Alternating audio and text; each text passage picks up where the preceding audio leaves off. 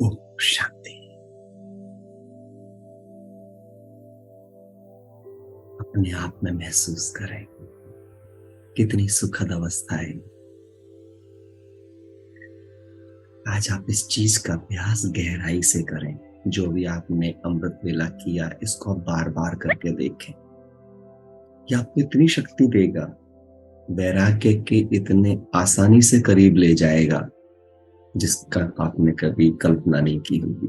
हालांकि इस योग को बहुत डिटेल में हमने पहले भी कराया है, परंतु इस योग को बार बार करना चाहिए। होता क्या है, अगर आप बहुत गहराई से विचार करके देखें तो हम हर रोज किसी न किसी आकर्षण में फंसते रहते हैं। कभी किसी व्यक्ति की क्वालिटीज में फंस जाते हैं, कभी किन्हीं के कपड़ों में फंस जाते हैं, कभी किन्हीं के पदों में फंस जाते हैं, कभी किन्हीं की गाड़ियों में फंस जाते हैं, कभी किन्हीं के घरों में फंस जाते हैं, कभी किन्हीं के रिश्तों में फंस जाते हैं। अब चेक करें अंदर से, ये गहरी जांच है। योग क्यों नहीं लगता है? योग क्यों सहज नहीं होता है? क्योंकि योग कहीं और लगा हुआ है,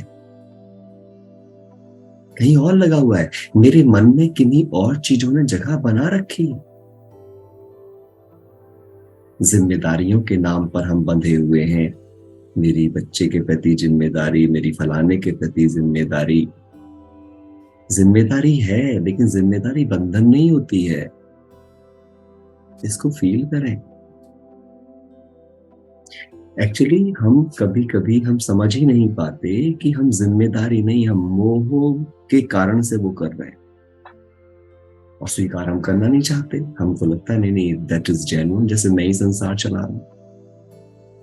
गलत फहमी। मैं तो ऐसे ही चिंतन करता हूं, मेरे को बिल्कुल स्पष्ट दिख रहा है दुखों के कारण मैंने खुद बो रखे हैं।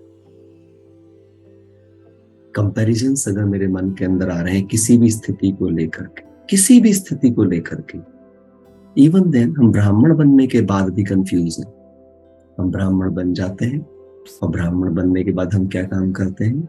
हम अपने टैगों में परेशान हैं। मैं जगदीश भाई साहब को पढ़ रहा था, बड़ी ब्यूटीफुल बात उन्होंने बोली, है ना।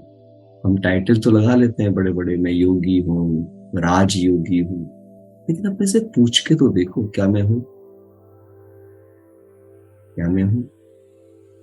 जब मुझे एप्रिशिएशन मिल जाते हैं, चीजें मिल जाती हैं, कहीं वो मेरे सिर तो नहीं चढ़ रही? किसी के सिर तो खाली बीके ही चढ़ जाता है, बीके बन हम अलग हैं, हम ये नहीं करते, हम वो नहीं करते। आपको गहराई से पूछना है अपने आप से कि मुझे मेरी मर्यादाओं का नशा है या मुझे मेरी मर्यादाओं का अभिमान है? बहुत बारीक सी लाइन है दोनों के बीच।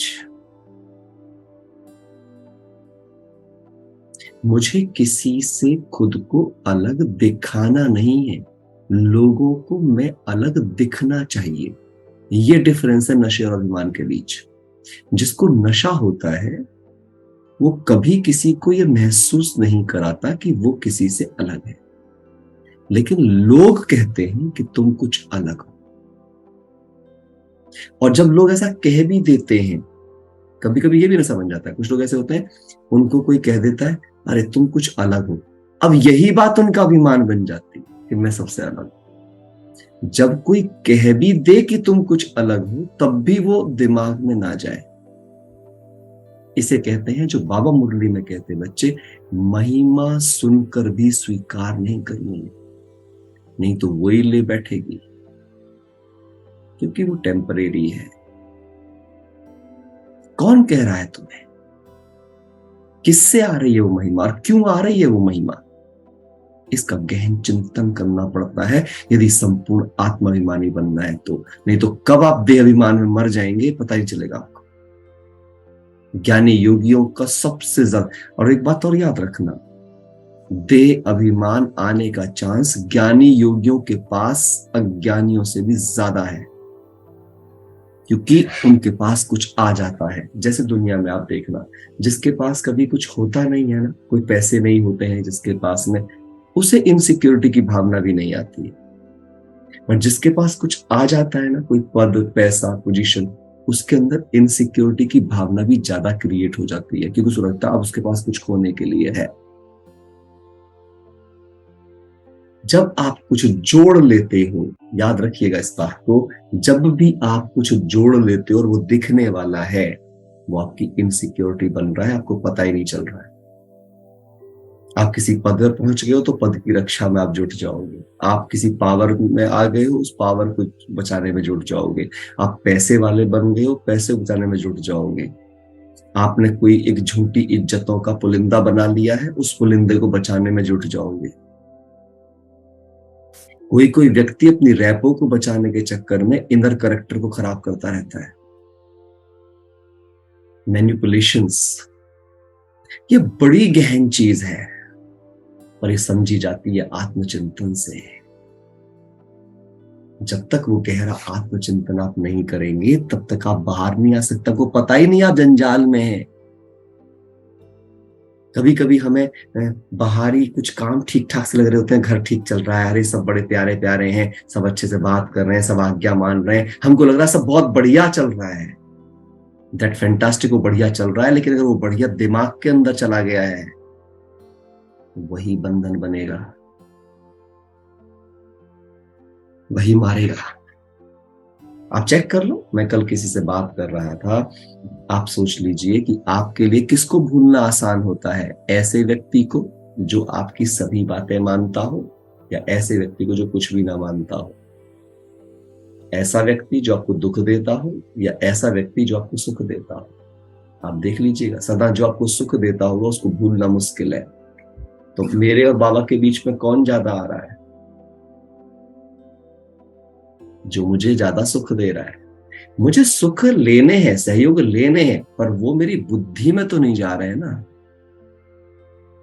वहां मुझे कर्म सिद्धांत याद है ना, कि हम कर्मों के अनुसार बंधे हुए हैं, एक दूसरे को सहयोग करना हमारा फर्ज मात्र है।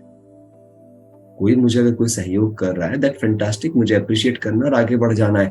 कहीं उसके उसके उस सहयोग देने को, उसके उस प्यार देने को, उसको सुख देने को मैं अटैच तो नहीं होता जा रहा हूं, मैं उसका आदी तो नहीं होता जा रहा हूं, मैं उसका एडिक्ट तो नहीं होता जा रहा हूं। खतरनाक है ये। आपको पता ही चलेगा कब वो सूक्ष्म आपके अंदर बस गया है। और फिर वही बात है, बाबा हमेशा कहते हैं, दिल के टुकड़े हजार हुए, कोई यहाँ गिरा कोई वहां गिरा। देखो आपके दिल के टुकड़े कहाँ कहाँ बटे हुए हैं, आपने किस किस को दिल का टुकड़ा बनाया हुआ है, कैसे बाप टिकेगा वहां। दुनिया में कोई भी आत्मा कितनी भी श्रेष्ठ क्यों ना हो, वो आत्मा है, परमात्मा नहीं। और जो आत्मा है उसका उठना और गिरना तय है।